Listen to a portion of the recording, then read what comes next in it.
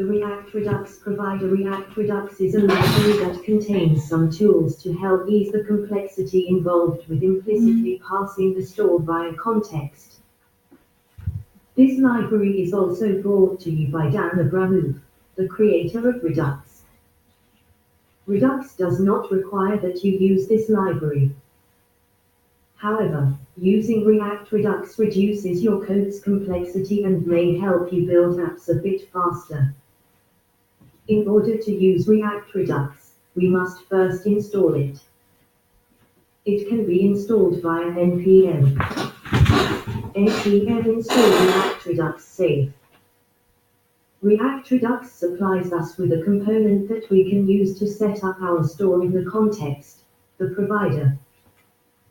We can wrap any React element with the provider in that L. Means children will have access to the store via context. Instead of setting up the store as a context variable in the app component, we can keep the app component stateless. Import menu, new color, colors from /containers. Const app equals app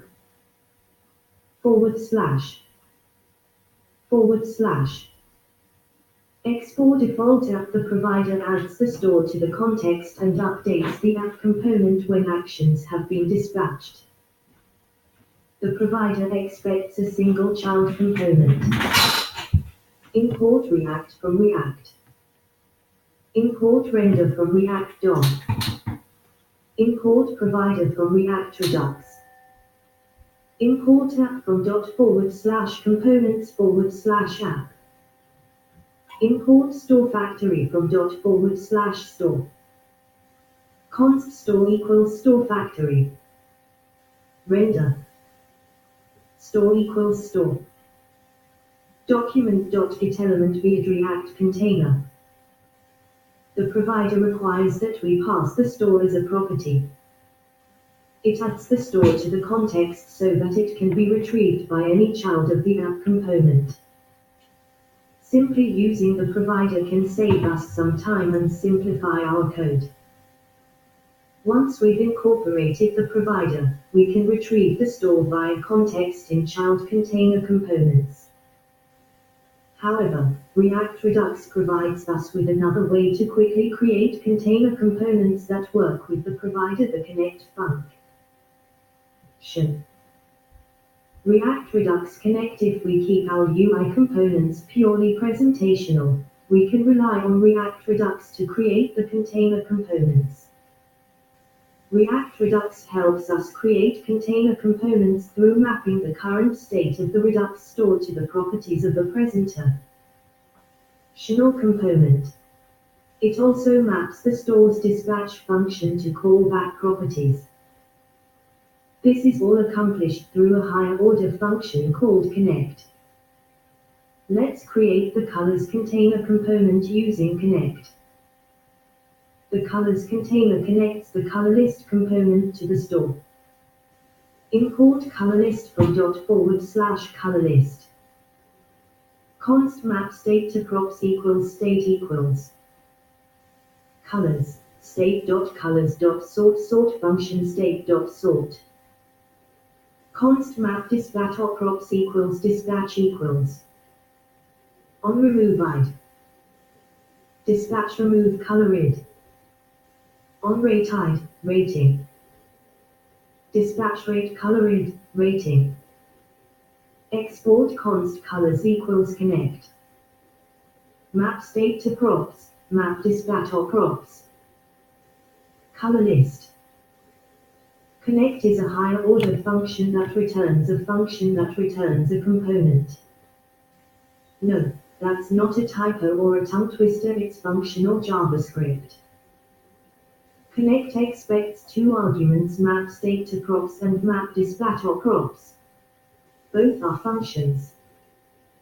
It returns a function that expects a presentational component, and wraps it with a container that sends it data via props. The first function, map state to props, injects state as an argument and returns an object that will be mapped to props. We set the colors property of the color list component to an array of sorted colors from state. The second function, map_dispatch_props, injects the store's dispatch function as an argument that can be used when the color list component invokes callback function properties. When the color list raises on rate or on remove events, data about the color to rate or remove is obtained and dispatched. Connect works in conjunction with the provider. The provider adds the store to the context and Connect creates components that retrieve the store. When using Connect, you do not have to worry about context. All of our containers can be created using the React Redux Connect function in a SIN.gle file. Import Connect from React Redux. Import add color form from ./UI/add color form. Import sort menu from ./UI/sort menu. Import color list from ./UI/color list.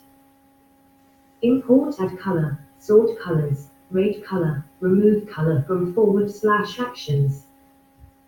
Import sort function from /lib/array helpers. Export const new color equals connect. Now, dispatch equals new color title, color. Dispatch add color title color. Add color form. Export const menu equals connect. State equals sort state.sort. Dispatch equals on select sort B. Dispatch sort color sort B. Sort menu. Export const colors equals connect. State equals colors state.colors.sort sort function state.sort. Dispatch equals on remove id. Dispatch remove color id. On rate id, rating. Dispatch rate color id, rating. Color list. In this example, each of our containers are defined using React Redux Connect function. The Connect function connects Redux to purely presentational components. The first argument is a function that maps state variables to properties. The second argument is a function that dispatches actions when events are raised.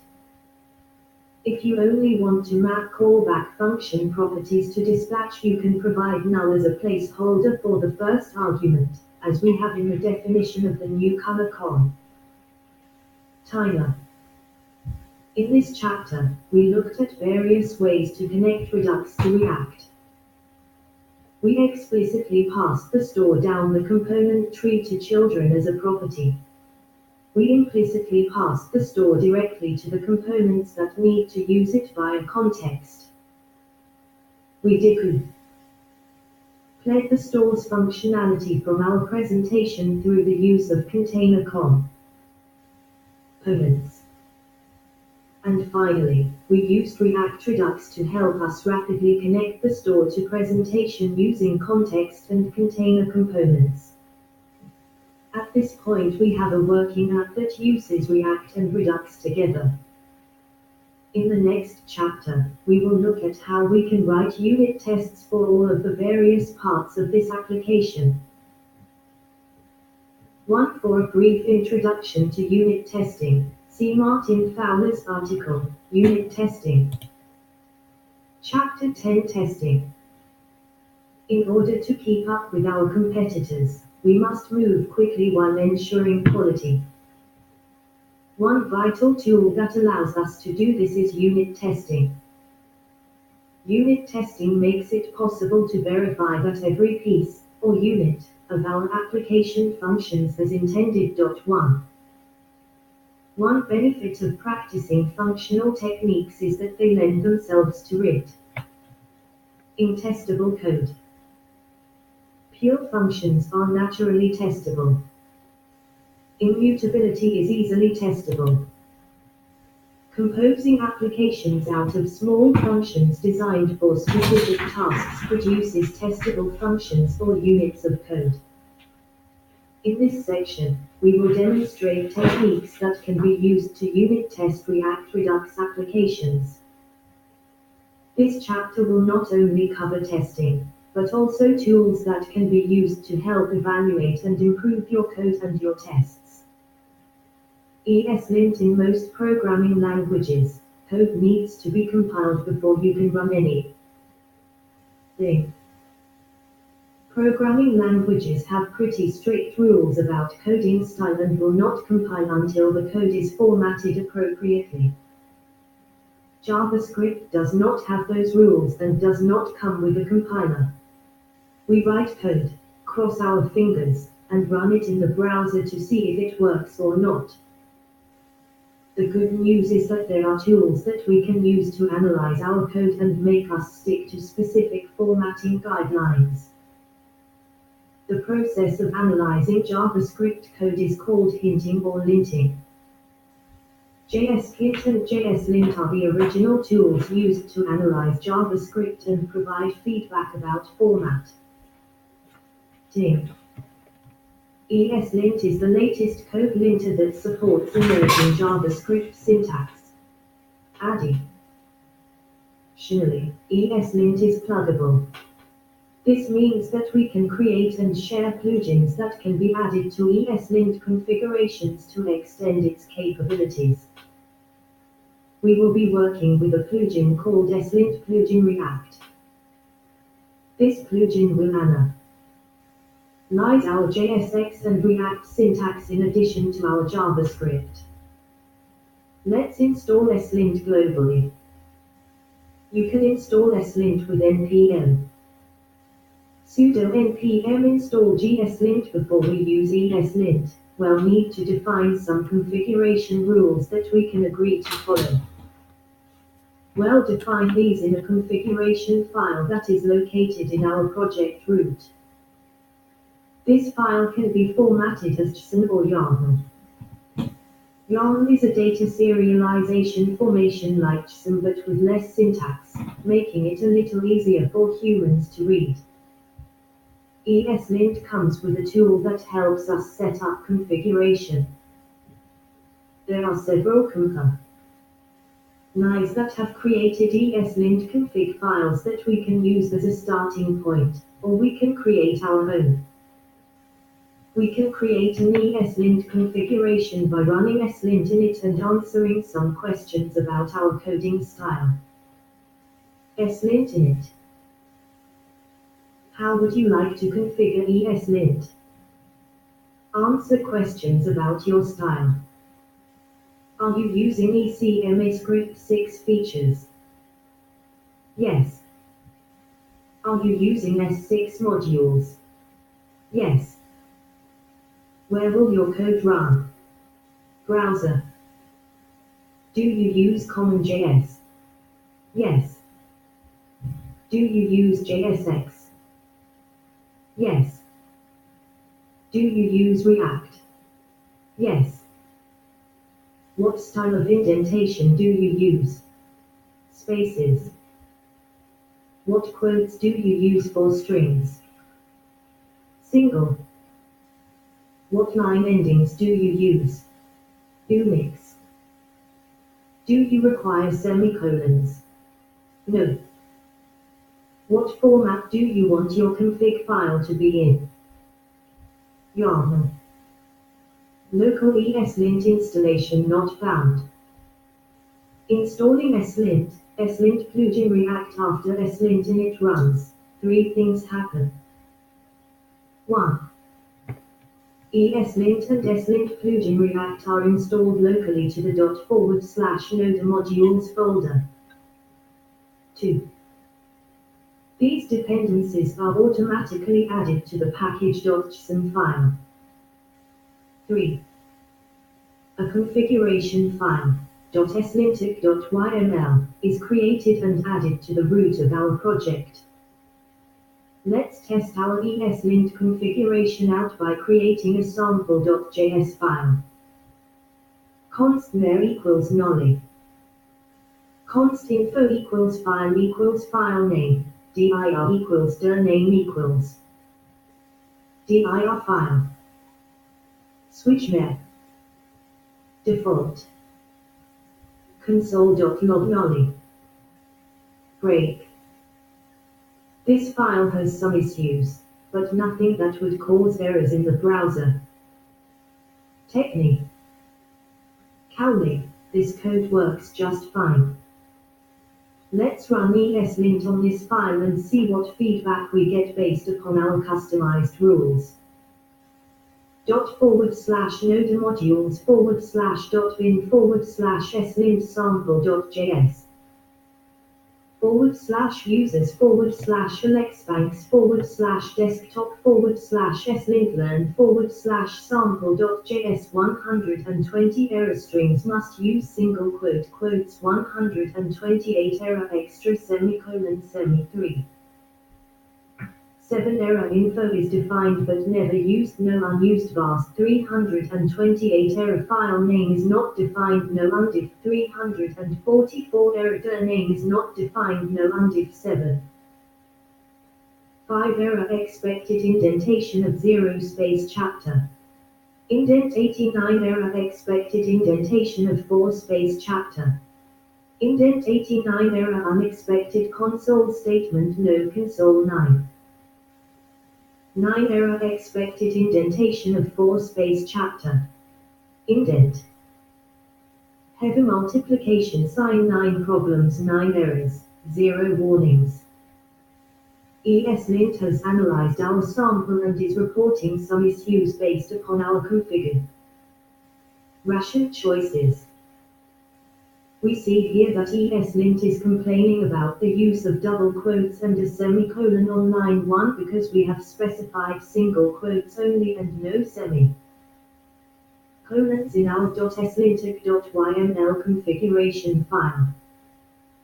Next, ESLint complains about the info function being defined but never used. ESLint hates that. ESLint also complains about file name and dir name because it does not automatically include node.js globals. And finally, ESLint does not like the indentation of our switch statement or the use of the console statement. We can modify our ESLint configuration, .slint.yml, to make it less strict. Env.